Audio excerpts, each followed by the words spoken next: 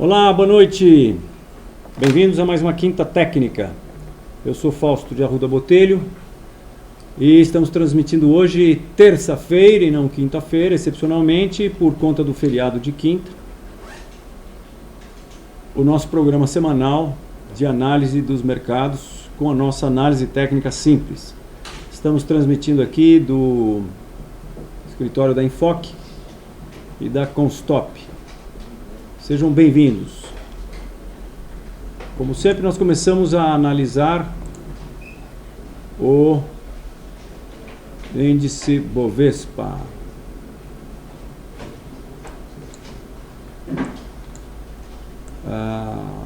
Para ali, só estou fazendo um arranjozinho aqui.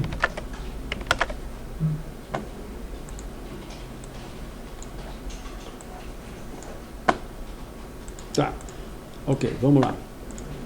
Bovespa, que agora eu mostro na tela para vocês, é o índice Bovespa à vista, que nós analisamos em primeiro lugar.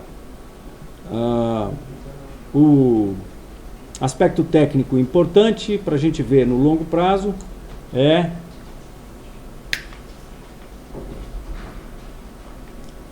esta reta de resistência de longo prazo, que foi tocada, quando ela foi tocada, no topo do que está já sendo chamado do rally do impeachment. Então, houve a euforia do mercado com o impeachment da presidente Dilma, o Brasil trocou de direção, o Brasil agora está sob nova direção, e agora eu dizia que nós estamos vendo a ressaca desta euforia. Nesta ressaca, nós fizemos o que eu acho que foi uma pequena formação de topo aqui, que pode ser chamada de formação de cabeça e ombros, e os preços romperam esse último fundo. Hoje ficou claro o rompimento desse último fundo, porque hoje o máximo foi exatamente nesse mínimo aqui que havia acontecido no dia 9 de maio. Então hoje os preços chegaram, e esse é um nível muito importante, a gente pode até agora traçar uma reta aqui, destacada, porque ele é um nível redondinho, 50 mil pontos. 50 mil pontos é um número naturalmente importante, ele causa naturalmente suporte e resistência apenas por ser 50 mil pontos, né? E então foi lá que o mercado, foi esse nível que foi rompido, e hoje o mercado volta num movimento de retorno a esses 50 mil pontos. Se a gente puser isso aqui no intraday, nós vamos ver isso com mais clareza. Vejam, os 50 mil pontos estão aqui, e a gente tem um pullback para exatos 50 mil pontos. Vamos ver aqui quanto chegou, só por curiosidade. O mercado chegou a 50, o Bovespa, minha gente, à vista foi a 50.002.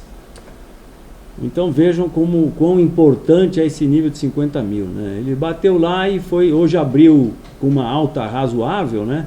Ele chegou lá nos 50 mil a ter 1,4% de alta e acabou com apenas, ele acabou exatamente no 0 a 0, tendo passado por menos 0,4 por 0,4 de baixa, né?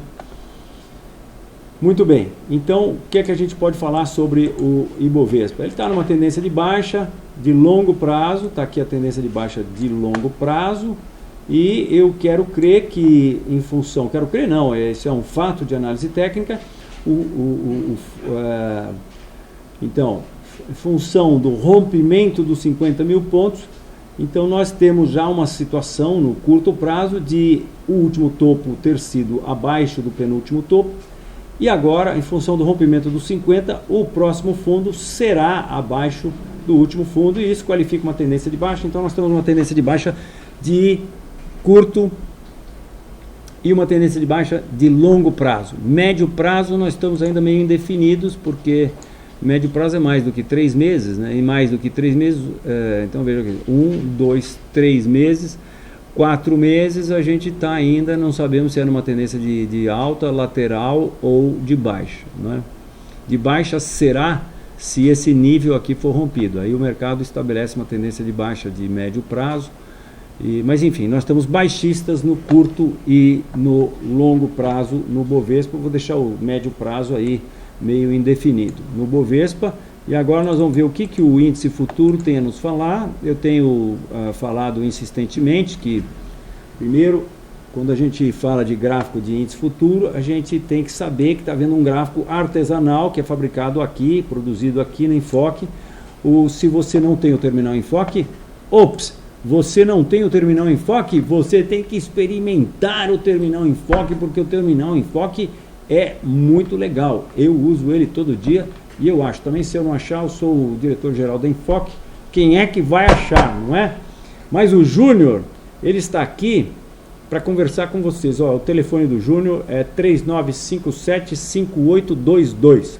Se você é de uma corretora, se você tem um terminal, se você quiser dar uma ligadinha para o Júnior, que ele tem ótimas ofertas para você ter um terminal feito por quem entende do basquete. Olha, o terminal Enfoque, eu sou o guardião para que ele seja um terminal fácil de usar e ainda assim poderoso. E eu também uso o terminal Enfoque todo dia. Eu sou um caçador de bug, eu sou o debugador do terminal Enfoque. E eu tenho uma facilidade, porque quando eu acho um bug, está ali o meu colega Adelino, a uns 5 metros de distância mais ou menos, e eu reporto o bug em tempo real para o Adelino. Tá? E isso é muito legal, porque a gente acaba tendo uma resposta rápida sobre eventuais errinhos que tem. E a gente está, logicamente, sempre melhorando, né? Mas então, esse gráfico que eu mostro aqui para vocês é o gráfico do índice Bovespa futuro, que é um gráfico perpétuo, porque ele é feito pelo índice futuro cotado, o primeiro mês do índice futuro cotado, é ele que atualiza esse gráfico, e o índice futuro vence a cada 2 meses, então a cada 2 meses a gente tem que trocar de gráfico e, portanto, a cada 2 meses a gente ajusta esse gráfico. E ainda assim a gente conseguiu, com o nosso ajuste, com a nossa política de fazer isso. Não é todo mundo que faz isso, muita gente não faz isso, deixa os buracos, mas fazendo isso nós conseguimos que esse topo de 2008 fosse exatamente igual, no mesmo nível que esse topo de 2013 e no mesmo nível que esse topo de 2014, 2015, e mais no mesmo nível do que esses últimos topos que nós tivemos no ano passado, em setembro e outubro, e mais um topo que nós tivemos em março. E aí o mercado rompeu, vai, não vai, fez que vai, não foi, voltou, fez um pullback e agora está caindo, e isso nos deixa muito baixistas, porque este suporte foi rompido, e todo esse rally aqui, chamado rally do impeachment, nós podemos ver claramente hoje um pullback para esse nível importantíssimo de resistência, que segurou, e chegando lá o mercado tomou uma patada dos ursos e cai. Então, agora no índice futuro nós estamos testando o nível de 49 mil pontos, que foi um nível onde aconteceu esse fundo importante aqui do mês passado, em abril. Então é ficar de olho. O mercado ontem teve um candle de indefinição, mas hoje também teve um candle de indefinição. Então isso daqui não é necessariamente indicativo de uma reversão dessa baixa. Ele é indicativo provavelmente de uma pequena acumulação aqui, e eu estou esperando isso, porque se a gente tiver uma acumulação, nós somos pessoas sortudas, né? Nós analistas técnicos, porque se ele der esse mole para a gente aqui, aí quando ele romper isso aqui, a gente vende e a gente põe o stop aqui em cima, e vamos que vamos, que isso aqui então a gente vai qualificar como bandeira de baixa. A hora que ele escapa dessa bandeira aí, quando que ele vai escapar dessa bandeira? É fácil, você vai no intraday de 15 minutos, né? Você desce para o intraday e fica no intraday de olho na retinha de suporte que nós vamos ter aqui, para então vender quando essa reta for rompida, né? Com mais segurança, você espera fazer uma bandeirinha de baixa logo depois do rompimento da reta. Se ainda está no intraday, isso aqui pode ser 1h da tarde, você ainda tem muito tempo para vender, até as 5 horas da tarde. Rompendo a bandeira, No intraday de 15 minutos, que é, na verdade, parte do rompimento da bandeira toda que está sendo vista no diário, a gente vende com maior segurança, né? Então, é alguma coisa desse tipo que eu acho que vai acontecer e, portanto, nós agora estamos achando que esse processo todo aqui vai ser uma formação de topo. Agora, olhando isso como uma formação de topo, a gente pode esperar um pouco mais de simetria desse lado aqui com o que aconteceu aqui. Então, não se descarta a possibilidade de ter uma acumulação mais acentuada aqui, né? E, logicamente, a gente tem que levar em conta que isso daqui é a queda do senhor Romero Jucá, ocorrida por conta da fala fantástica, maravilhosa, extremamente esclarecedora, né? Extremamente bem recebida pelos petistas, que foi gravada do nosso atual ex-ministro do Planejamento, Romero Jucá.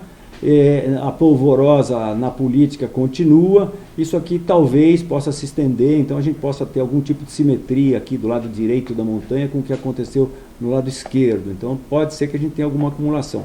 Mas, como os Estados Unidos hoje subiram, mas estão, no meu entender, na beira do precipício, caindo lá, vai cair tudo, e aí a gente entende que o Bovespa vai cair também, vai cair até mais do que os americanos, né? Bom, vamos dar uma espiada no S&P, que hoje teve uma alta bastante significativa. Ele subiu aproximadamente, eu nem sei por que foi, ele subiu, será que alguém no site aí sabe por que o S&P subiu 1,4%?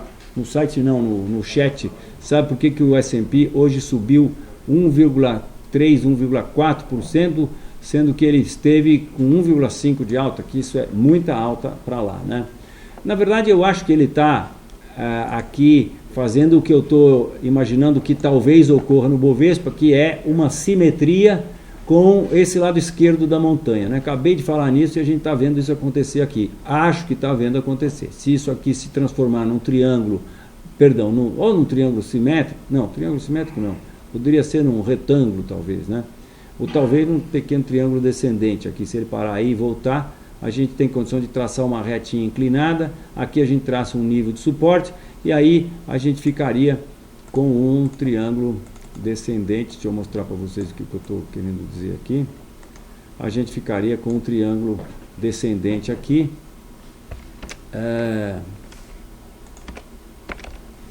E esse triângulo descendente, deixa eu fazer uma mágica aqui. Tá.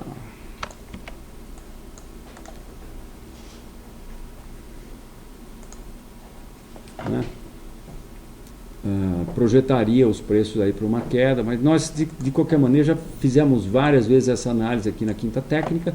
Nós estamos absolutamente baixistas, porque o S&P indexado pelo CPI, que é o que eu estou apresentando aqui para vocês, que é um gráfico que a gente traz desde 1953, 52, 51, 50, 1950, ele mostra que os preços estão lá no topo do topo histórico do mercado, né?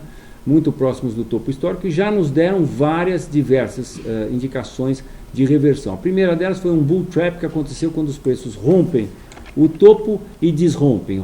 Isso aqui é o topo de 2000, eles rompem e desrompem, depois estão nos produzindo continuamente topos mais baixos e principalmente romperam essa tremenda reta de suporte, que é uma reta de 6 anos com 7 pontos, espetacular, rompeu.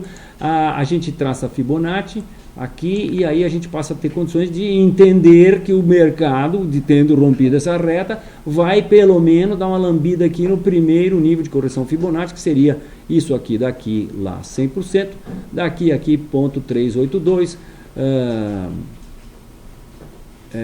não é numericamente, é exponencialmente falando, né? Exponencialmente quer dizer que daqui a aqui é 100% de oscilação percentual, e essa oscilação percentual daqui até aqui é exatamente igual a essa oscilação daqui até aqui, tá? E essa oscilação daqui até aqui é 0,382 dessa oscilação percentual e assim por diante. Fibonacci, então, primeiro número Fibonacci, se o mercado chegar lá, como nós acreditamos que vai acontecer, isso implicaria numa queda de em torno de 30% no Dow Jones. Caindo o Dow Jones 30%, o mundo cai 50%. ou mais, né? O Brasil que está na UTI, nossa, não quero nem ver. Eu acho que vai ficar ruim para nós. Então, nós continuamos absolutamente baixistas. O mercado com essa alta hoje não mostrou absolutamente nada. Ele está no que eu entendo ser uma formação de topo e está chegando num nível de resistência. Antes de qualquer coisa, antes de ele mostrar qualquer coisa, ele precisa pelo menos romper essa resistência aqui que está no 2085. Essa resistência está no 2085, S&P 2085. Ele hoje fechou a 2076 e já deixou uma sombrinha aí. Vamos ver o que ele faz amanhã. Mas, para todos os efeitos, isso aqui é um processo de formação de topo. Eu acho que isso aqui vai ser chamado nos livros de análise técnica do último cabeceômetro que aconteceu com o S&P antes de ele, tibum, cair. Continuamos, então, baixista, curto, médio e longo prazo no S&P. Dow Jones está falando mais ou menos a mesma coisa. Eu vou pular o Dow Jones hoje, eu vou direto para as perguntas, porque nós estamos aí com a hora um pouco adiantada, né? Júnior, então, perguntas. Vamos analisar as perguntas hoje, ou talvez alguns indicadores mundiais. Eu vou aproveitar aqui, já que eu não falei do Dow Jones, que está muito parecido com o S&P, eu vou falar de alguns indicadores mundiais aqui. Por exemplo, o Dow Jones Transportes, que é esse cara que eu estou mostrando aqui para vocês, e o Dow Jones Utilities. Transportes, rompeu a reta, também estou esperando que ele chegue aqui no primeiro nível Fibonacci, né, que seria equivalente a uma queda de aproximadamente 30% também. E mais do que ter rompido essa reta de suporte, o Dow Jones Transports, ou Transportation, eu acho, ele respeitou essa reta de resistência de longo prazo e nos produziu o que eu entendo ser um topo duplo. E essa pequena alta que ele deu agora levou ele apenas de volta o antigo nível de suporte, que era o umbigo aqui do topo duplo. E hoje já teve um comportamento bem diferente daquele do S&P, né? Já parece que está sentindo a resistência aqui. E isso aqui tem cara de bandeira de baixa, então isso aqui caindo, isso aqui confirmaria isso aqui como topo duplo. E aí, poxa, eu fico muito mais baixista do que eu já estava até agora. Difícil ficar, porque eu estava muito baixista. Por quê? Porque rompeu essa reta aqui, porque o mercado está no topo, porque a China está caindo, porque tem um monte de fatores fundamentais aí indicando tudo para a mesma direção, e eu acho que a conta tem que ser paga, né?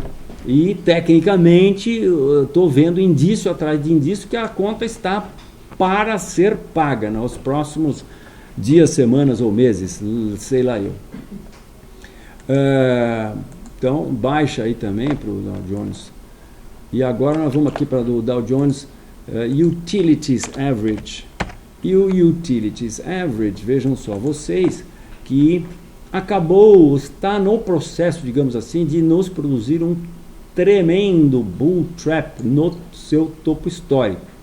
Já nos produziu, eu diria, porque ele rompeu o topo histórico, vamos dar mais um aqui, rompeu o topo histórico em março, voltou, já nos produziu um bull trap, e aí ele foi de novo tentar de novo, e a única coisa que ele nos produziu foi um pullback para esta retinha de suporte de médio prazo, aqui de curto prazo, né? E nos produziu um lindo, o que eu acho que será, não posso dizer ainda, só posso dizer quando esse fundo for rompido, né? Quando esse fundo for rompido, aí sim eu chamo isso aqui de topo duplo, mas está com toda a cara do que vai produzir topo duplo. Primeiro porque rompeu a reta. O que nós podemos esperar? Ó, podemos esperar isso aqui, ó. Fibonacci, vai vir no mínimo até aqui, rompe aqui, produz topo duplo, tá? E então rompeu a reta, deixou um topo, falhou em estabelecer um novo topo, mas não é em qualquer lugar, hein? É lá no Deus me acuda, lá na estratosfera, lá no topo histórico do mercado. Então não é qualquer falha de romper novo topo, porque isso aqui, o contexto disso aqui é dramático. É dramático. E mais, agora está nos produzindo uma bandeirinha, bonita bandeirinha de baixa. Mastro 1, 2, 3, 4, 1, 2, 3, 4. Amanhã é o dia. Geralmente no quinto dia já começa a definir a bandeira. No sexto dia já dá para colher a frutinha, como a gente fala aqui. Quando tem umas formações no gráfico, a gente fica de olho em qual é a hora certa de colher a fruta. Porque sabe, né? Se colher a fruta muito cedo, ela fica azeda. Se colher ela muito depois, ela fica passada. Então tem que colher ela na hora certa. Em termos de análise técnica, lógico, para quem não entendeu, é simples. Se você opera muito cedo, eventualmente no formar da bandeira, você vai ser estopado, porque seu stop estava mal colocado, provavelmente. E se você esperar um dia após o rompimento da bandeira, ela passa. Por quê? Porque daí o mercado dá uma embicada para baixo, que seria o caso aqui, e aí o seu stop fica muito longe, você vai ver que o seu objetivo já não compensa mais você arriscar, porque a relação lucro-prejuízo vai cair de 4, 5, como é quando você pega logo no início do rompimento da bandeira, vai cair para 1,5, qualquer coisa assim, 1,8, e eu não faço, e você não deve fazer também operações cujo potencial de lucro seja menor do que 2,5, para deixar claro.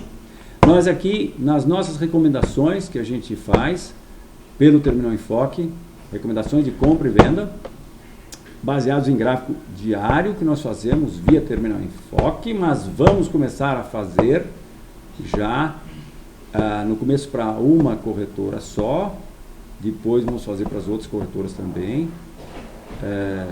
Nós vamos começar a fazer, na verdade nós vamos fazer para o mercado todo, mas nós estamos começando por solicitação de uma corretora.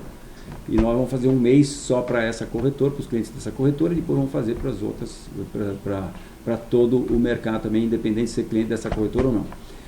Nós vamos fazer então as recomendações baseadas em gráficos intraday de 5 minutos. Estamos montando o esquema aqui. Essas recomendações vão ter a minha pessoa e a minha experiência de 35 anos de análise técnica, embasando as recomendações que vão ser feitas. E vai ter também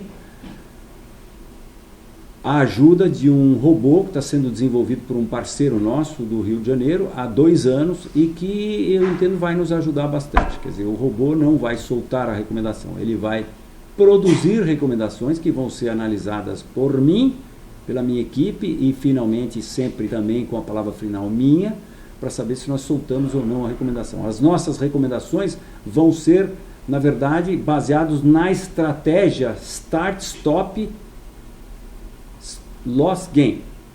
A estratégia Start, Stop é uma estratégia em que a gente, na maior parte das vezes, irá publicar a recomendação para se fazer day trade antes do timing dela acontecer. Então nós vamos sugerir um nível de gatilho para um stop de inicialização da posição. O que é um stop de inicialização da posição? O mercado está aqui.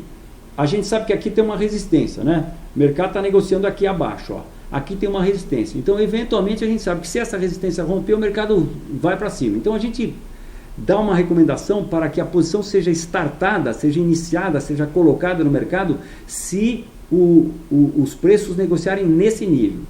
Então, negociando nesse nível, você vai botar uma ordem de stop para entrar nesse nível e se o mercado toca esse nível, você vai definir até onde você permite que se compre, que é a folga, quer dizer, que é o limite que você dá até onde pode comprar, né? Se você limitar muito pequeno, pode sair um negócio aqui, depois dar um pulo, porque rompeu a resistência, sai um outro negócio aqui e você não pega a posição. Então você tem que dar uma folga nisso. Aí dá a folga, você recebendo a confirmação de que executou a posição, imediatamente a estratégia, se você estiver operando nessa corretora, logicamente, vai acontecer que com essa estratégia vai ser automaticamente colocado uma ordem de stop que será acionada caso e vai lhe causar um pequeno prejuízo se o mercado vier contra a posição e tocar nesse nível onde a gente recomenda colocar o stop, e ao mesmo tempo vai ser colocada uma ordem de stop para ser acionada se o mercado chegar num objetivo, tá? Essa relação lucro-prejuízo vai ser no mínimo 2,5 a 1 também, nós vamos seguir essa linha, enfim. Então, Depois desta propaganda, a gente volta aqui para o Dow Jones Utility, né? Então, nesse caso aqui, por exemplo, a gente poderia estar colocando, logicamente, nós não vamos estar vendo isso, nós vamos estar vendo um gráfico intraday de 5 minutos, e aí, baseado muitas vezes na análise que a gente faz no gráfico diário, a gente vai fazer recomendações no intraday, para serem iniciadas muitas vezes no intraday, né? Então, é isso aí. Então, também baixista, né? Muito baixista, curto, médio e longo prazo.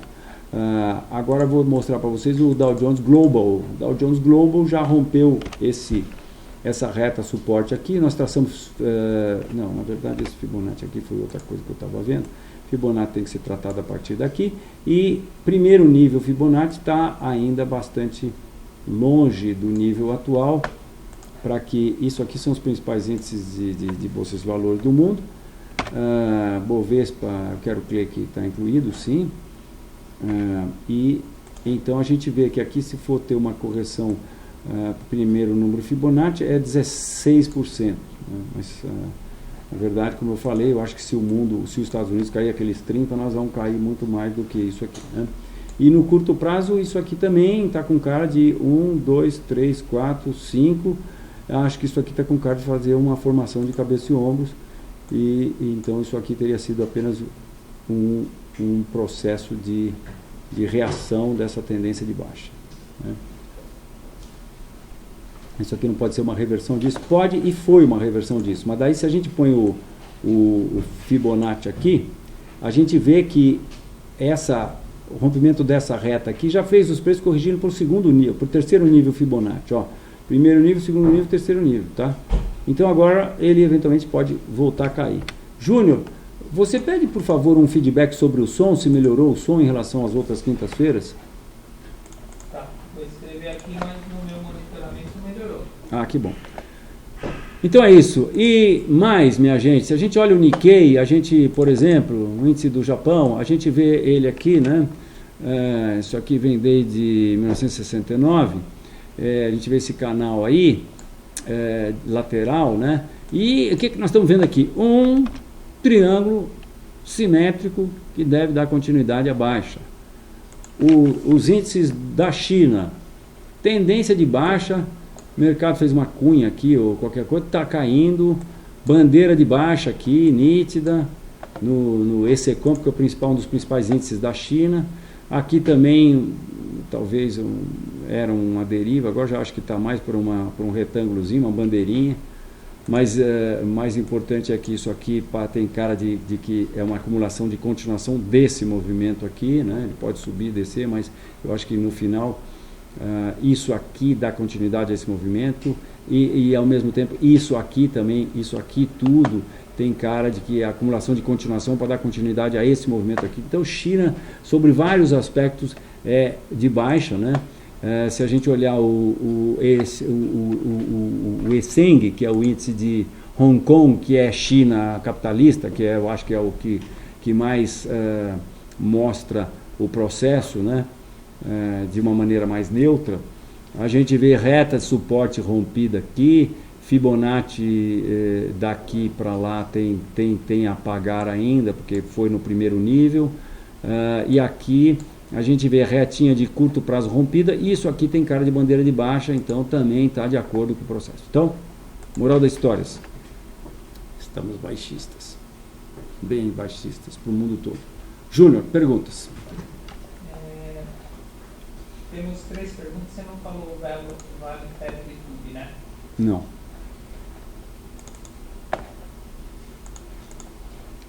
Eu quero mostrar um gráfico de petróleo que nós fizemos aqui hoje, em vez de falar de petróleo, que é muito interessante. Nós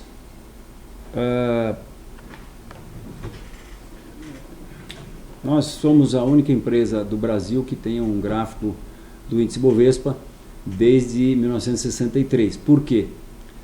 Não é à toa. Nós tivemos o trabalho de, primeiro, ir na Bolsa. Hoje eu lembrava com um colega meu que do meu saudoso amigo Hélio de Paula Leite, que foi superintendente da Bovespa e criou o índice Bovespa, lançou o índice Bovespa aqui em 1968. Portanto, as cotações da Bovespa voltam até 1968, quando começa o índice Bovespa. Ocorre, entretanto, que a Bolsa do Rio era a Bolsa, não era a Bolsa de São Paulo que tinha liquidez, tinha fama. Quem tinha fama era a Bolsa do Rio. Até que o Najinarras veio, soltou um cheque sem fundo lá e soltou uma bomba nuclear, e aí a Bolsa do Rio perdeu liquidez e São Paulo foi lá e nhoque, roubou a liquidez da Bolsa do Rio. Mas acontece que por conta disso a Bolsa do Rio tinha um índice que começou antes do nosso, 5 anos antes do nosso. Aliás, eu nem sei, acho que começou antes até, mas publicou cotações a partir de 1963. E essas cotações foram publicadas, e também se tinha antes, não interessa, porque não tem cotação, não adianta, né? As cotações da Bolsa do Rio, quando eu soube que existiam, eu fui atrás e descobri que teve uma pessoa, que eu não sei quem é, mas aparentemente foi um encarregado lá da Bolsa do Rio de Janeiro, que simplesmente mandou destruir todos os boletins diários e boletins semanais que continham o registro de uma maneira mais, vamos dizer, amigável, né, das cotações da Bolsa do Rio de Janeiro. Bem, nós descobrimos que existiam essas cotações, e eu me dei ao trabalho de ir na Biblioteca Nacional, Avenida Rio Branco, um prédio maravilhoso, espetacular, antigo, todo clássico, e fui lá e solicitei uma senhora, na época, que ela, por favor, verificasse se ela poderia me fornecer os jornais DCI, Diário Comércio e Indústria, que eu sabia já que se tivesse publicado em algum lugar, teria sido lá no DCI, de 1967 para trás. E ela me voltou com 2 rolinhos. Eu peguei esses rolinhos, encaixei numa maquininha que tinha lá, sentei num quiosque lá, tinha uma maquininha que eu encaixei, um negócio de microfilme. E aí fiquei girando a manivela e fui lá e achei 28, que era o último dia útil de 1967. E vi que durante o mês de dezembro foi publicado no DCI a cotação do IBV, que era o Índice da Bolsa de Valores do Rio de Janeiro. Muito bem. Gastei 2 horas lá, acho que peguei 1 mês ou 2 meses para pegar essas 2 horas. Depois a gente foi atrás e acabei contratando o meu dileto amigo, porque na verdade nós fizemos uma parceria, eu e o meu dileto amigo especialista em opções, Luiz Maurício Silva, que tem o melhor livro de opções escrito aqui no Brasil, e ele e o seu time foram primeiro na Biblioteca Nacional e depois eles foram no próprio cômodo do DCI, onde existem os livros, onde estão arquivados os jornais históricos, e abriu livro por livro e foi pegando as cotações. Foi um trabalhinho que demorou 6 meses. Nós tivemos que gastar um bom dinheiro para que isso acontecesse, mas nós ganhamos 5 anos de cotações no índice Bovespa, né? Eu já volto aqui para commodities, e com isso, minha gente, eu já mostrei aqui algumas vezes, mas essa história eu acho tão bonitinha, faz tanto parte da minha história profissional como analista técnico, que eu vou me permitir amolar vocês e contar de novo.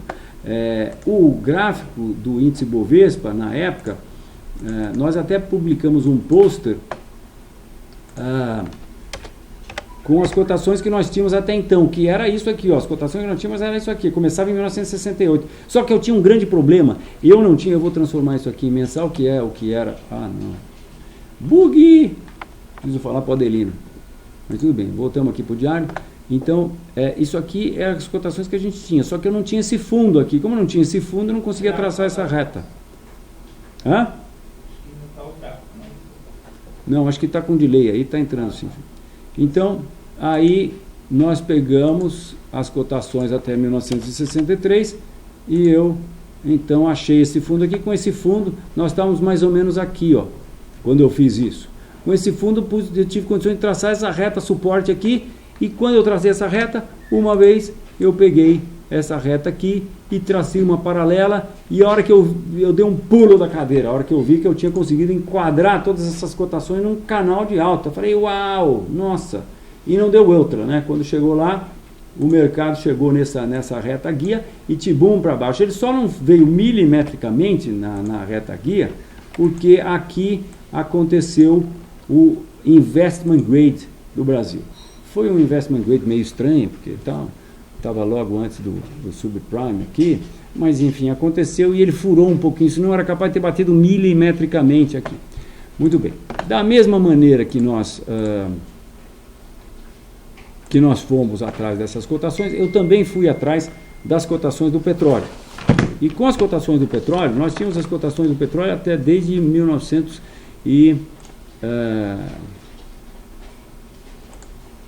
nós tínhamos as cotações do petróleo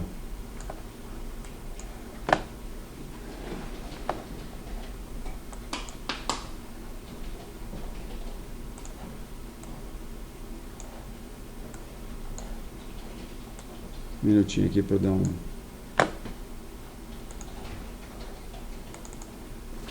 desde 1983 produzimos esse gráfico aqui. Esse aqui é o gráfico mensal, mas a gente transforma em diário aqui, não polissemanal, porque semanal dá para ser em candles, né? Na verdade, esse aqui é indexado pelo CPI, enfim. Mas aí eu queria mais. Aí fomos também buscar as cotações do petróleo e pegamos as cotações do petróleo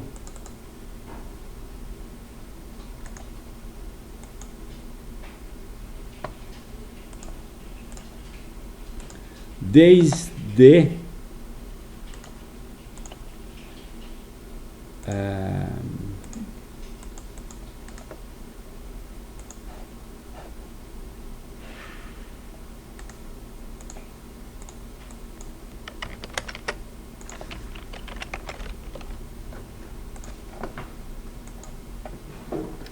1913, 18, 17, 16, 15, 14, 13, desde 1913. Coincidentemente, é quando começa a marcação do índice de inflação nos Estados Unidos. O CPI, Consumer Price Index, começa aqui. Parâmetros não indexa. Então, na verdade, as cotações do petróleo são assim. E se as cotações do petróleo são assim, a gente passa a ter condições de uau!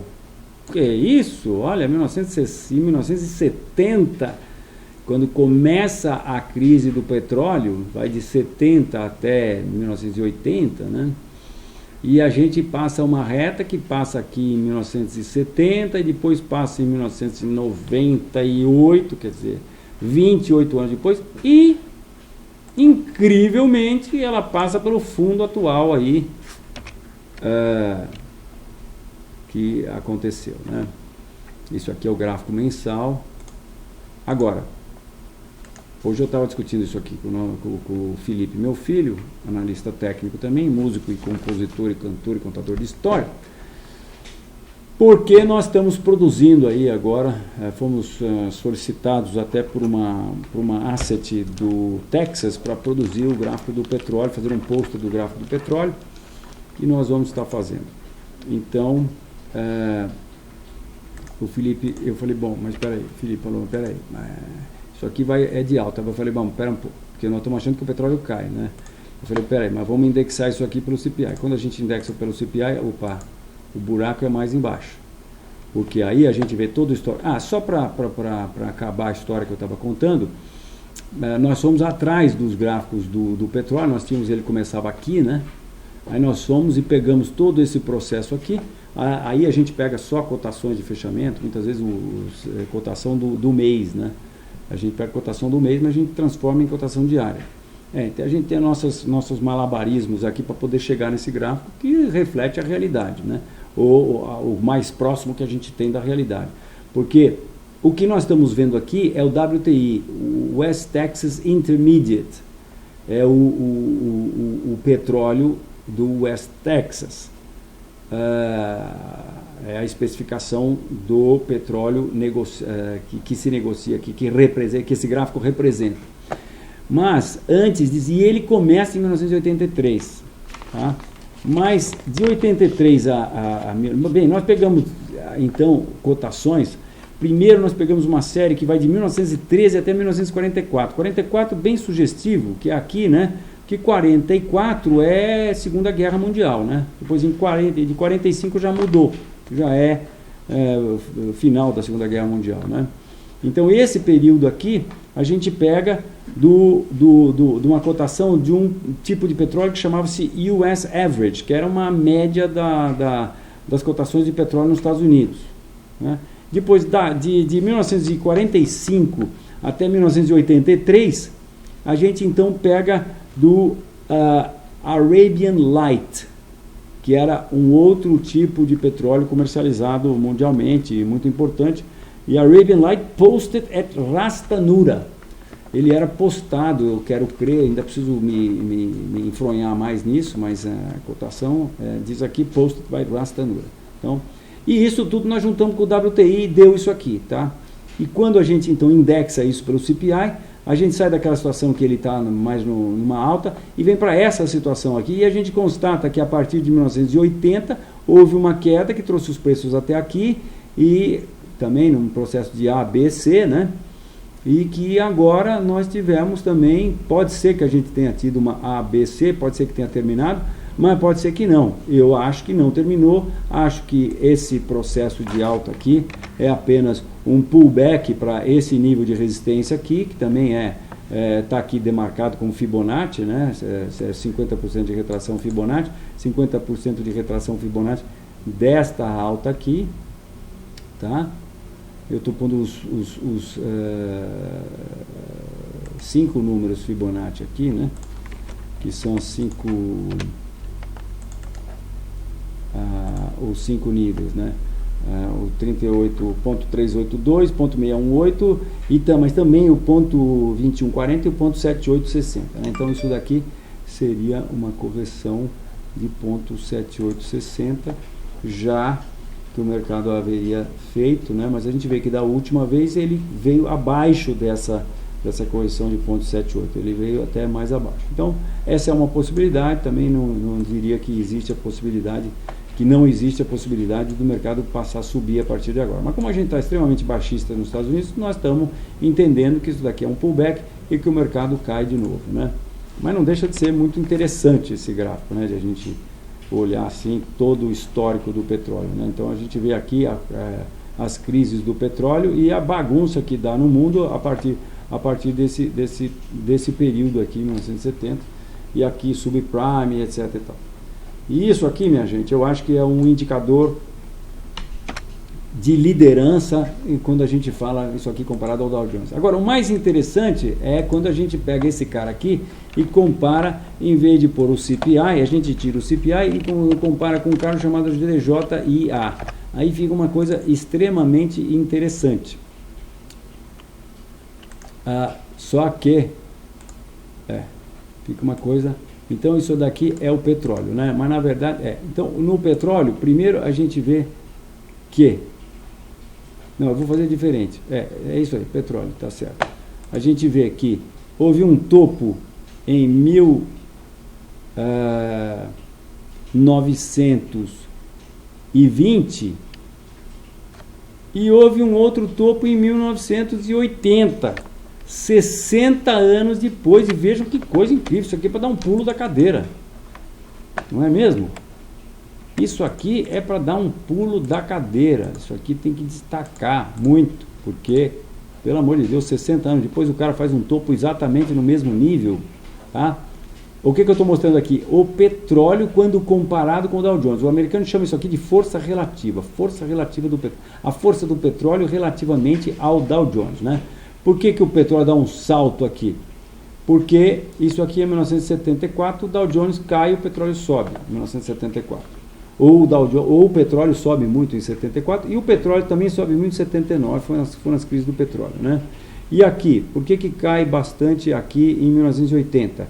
Porque o petróleo cai em 1980 ou então o Dow Jones sobe em 1980. Mas a gente tem uma outra coincidência aqui, que é o fato de que esse nível atual foi o mesmo nível desses fundos aqui de 1967 e 1969. Olha que coisa incrível. Olha. É quase que milimetricamente esse mesmo nível. Tá? Incrível, não é? Bom, se eu não achar, quem vai achar, né? E aí a gente vê que o mercado tocou um nível de suporte e teve uma reação, né? Isso aqui, repito, petróleo quando comparado com o Dow Jones, né? Isso aqui provavelmente vai subir porque o Dow Jones, eu entendo, vai cair. O Dow Jones caindo, se o petróleo não cair muito mais do que ele também continua a subir, né? Se o petróleo cair mais do que o Dow Jones, isso aqui cai, né? Pode estar os dois caindo, ou os dois subindo, mas se o petróleo subir menos que o Dow Jones, esse gráfico vai estar mostrando uma queda. Se os dois caírem, petróleo e Dow Jones, os dois caírem e o petróleo cair menos do que o Dow Jones, isso aqui também vai mostrar uma alta. Entretanto, se os dois caírem e o petróleo cair mais do que o Dow Jones, isso vai mostrar uma baixa, tá? Mas é só a coincidência, né? A gente vê que isso aqui está numa coisa lateral aqui, né? E aqui em 98 é que ele acabou caindo mais em relação ao Dow Jones, né? Isso aí, queria só mostrar essa curiosidade para vocês. Pergunta, Júnior. Temos mais duas, você falou, né? Como? Temos mais duas, né? Isso. Goal e BBAS3. Goal 4. BBAS3, poxa.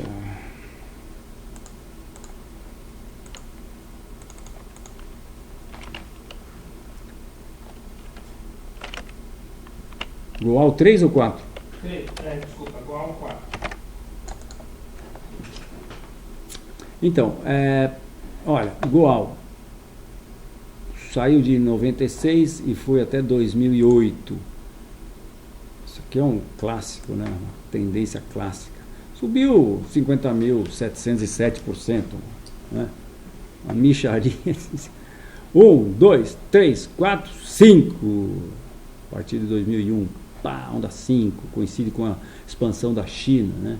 Depois fez um baita de uma formação lateral aqui, que a gente poderia chamar de triângulo descendente de longo prazo, né? Foi 1, 2, 3, 4, 5 anos, mas vejam, topos consecutivamente mais baixos, fundos no mesmo nível.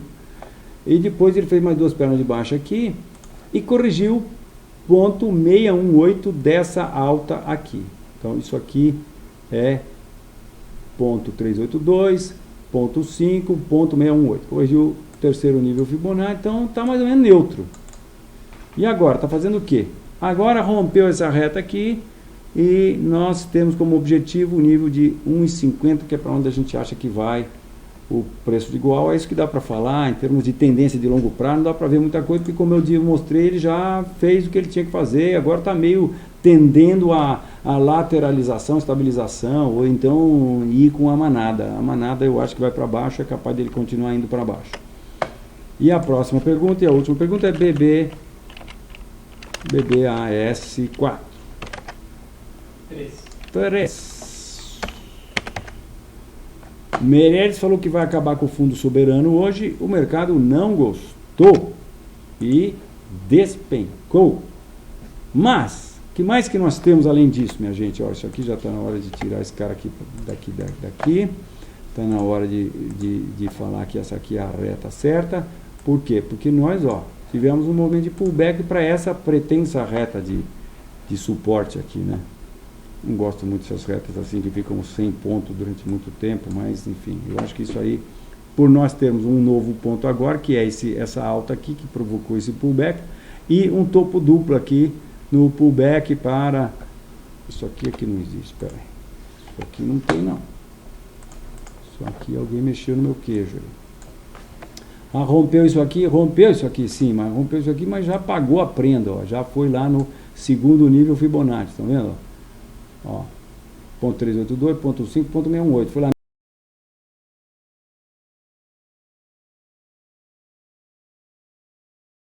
Estamos numa tendência de baixa, nós temos que, se estamos numa tendência de baixa, nós temos que, é isso que pensar na baixa, né? O mercado vem, faz uma perna de baixa, depois faz uma reação, Nessa reação ele corrige ponto 618, ou ponto 382, ou ponto 5 dessa baixa, e aí volta a cair. Então, se ele volta a cair, a primeira coisa vai testar esse fundo aqui. Rompendo esse fundo, ele restabelece a tendência de baixa de longo prazo.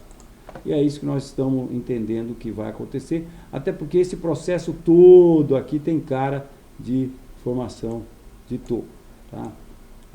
O que mais que dá para considerar é que nós estamos aqui com algo que alguém poderia estar achando que era um retângulo ou um triângulo, mas não, agora ele mostrou que na verdade isso aqui foi um topo duplo. Infelizmente ele não deu chance aqui, porque ontem ele não havia rompido e hoje rompeu e rompeu muito, né? Mas ele vai dar chance, porque daqui a pouco ele faz uma bandeirinha de baixa e nós ficamos de olho dela, vamos no intraday, a hora que ele romper a retinha aqui no intraday, nós vendemos aqui, né? Vendemos aqui com stop aqui em cima e pronto. E vamos que vamos, com o objetivo aqui, ó, dar um trade legal aqui, mais ou menos uns 4-1. É isso aí, então estamos baixistas, entendemos que o Banco do Brasil está caindo para teste do seu último fundo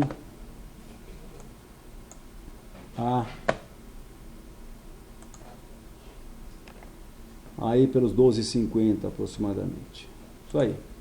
Muito bem, minha gente, muito obrigado por nos assistirem esse vídeo. Se você está nos vendo em tempo real, saiba que você pode nos assistir, ou melhor, se você está nos vendo em tempo real, modo de falar aqui, nas nossas cotações a gente costuma falar tempo real, né? Mas se você está nos vendo ao vivo, saiba que você pode nos assistir quando perder a nossa apresentação, pode nos assistir no YouTube, nosso canal é youtube.com/comstop. Comstop escreve-se C-O-M de Maria, S-T-O-P, com stop, com ordem de stop. Nossas estratégias aqui são sempre com ordem de stop, limitando o prejuízo, operando com as chances a favor. É isso aí. Se tiver interesse em conhecer as nossas estratégias, fale conosco. Nós estamos lançando um curso em breve, você vai ser avisado também. E nós temos a satisfação de ter 1.600 seguidores, em torno de 1.600 seguidores da Comstop lá no YouTube, que acompanham as nossas análises. Cada um desses nossos vídeos é assistido por em torno de 600 pessoas, mais ou menos. É um número bastante significativo. Seja mais um deles, vá lá, registre-se lá e seja nosso seguidor também. Muito obrigado, até a próxima quinta-feira. Bom feriado para todos. Boa noite.